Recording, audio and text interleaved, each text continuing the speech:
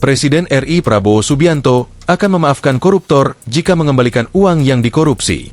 Menteri Koordinator, Menko, Bidang Hukum, HAM, Imigrasi dan Pemasyarakatan Yusril Iza Mahendra merespons pernyataan Prabowo itu.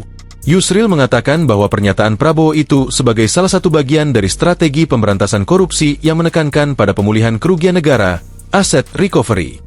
Apa yang dikemukakan Presiden itu sejalan dengan pengaturan UN Convention Against Corruption, UNCAC, yang sudah kita ratifikasi dengan UU No. 7 tahun 2006, kata Yusril dikutip, Jumat, 20 Desember 2024. Sebenarnya setahun sejak ratifikasi, kita berkewajiban untuk menyesuaikan UU Tipikor kita dengan konvensi tersebut, namun kita terlambat melakukan kewajiban itu dan baru sekarang ingin melakukannya, ujar Yusril.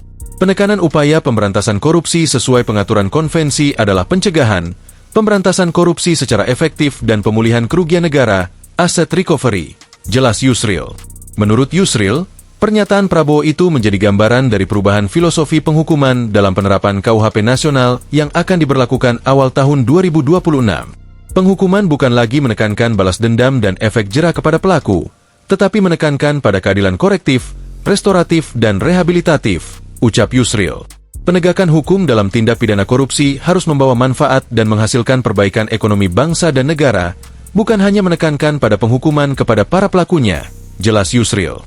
Kalau hanya para pelakunya dipenjarakan, tetapi aset hasil korupsi tetap mereka kuasai atau disimpan di luar negeri tanpa dikembalikan kepada negara, maka penegakan hukum seperti itu tidak banyak manfaatnya bagi pembangunan ekonomi dan peningkatan kesejahteraan rakyat.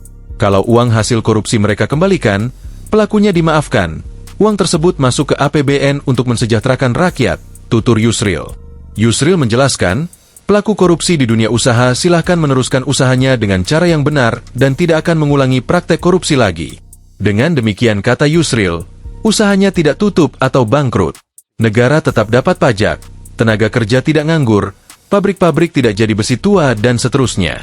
Yusril melanjutkan, penegakan hukum dalam menangani korupsi harus dikaitkan dengan pembangunan ekonomi dan peningkatan kesejahteraan rakyat, bukan bertujuan hanya untuk memenjarakan pelakunya.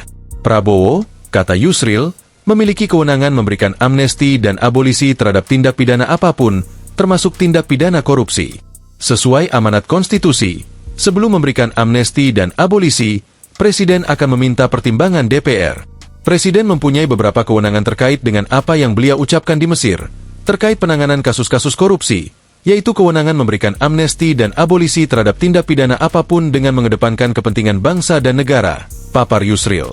Yusril mengungkapkan, Kementerian Koordinator Kumham sejak sebulan yang lalu telah mengordinasikan rencana pemberian amnesti dan abolisi, termasuk terhadap kasus-kasus korupsi. Langkah itu, ujar Yusril, merupakan bagian dari rencana pemberian amnesti kepada total 44.000 narapidana yang sebagian besar merupakan narapidana kasus narkoba. Khusus untuk narapidana kasus korupsi, ada beberapa syarat yang sedang dibahas. Hal-hal yang sedang dikoordinasikan itu antara lain terkait dengan perhitungan berapa besar pengembalian kerugian negara yang diduga atau telah terbukti dikorupsi, termasuk pula pengaturan teknis pelaksanaan dalam pemberian amnesti dan abolisi tersebut. Ini perlu koordinasi yang sungguh-sungguh, terangnya. Download Tribun X sekarang, menghadirkan lokal menjadi Indonesia.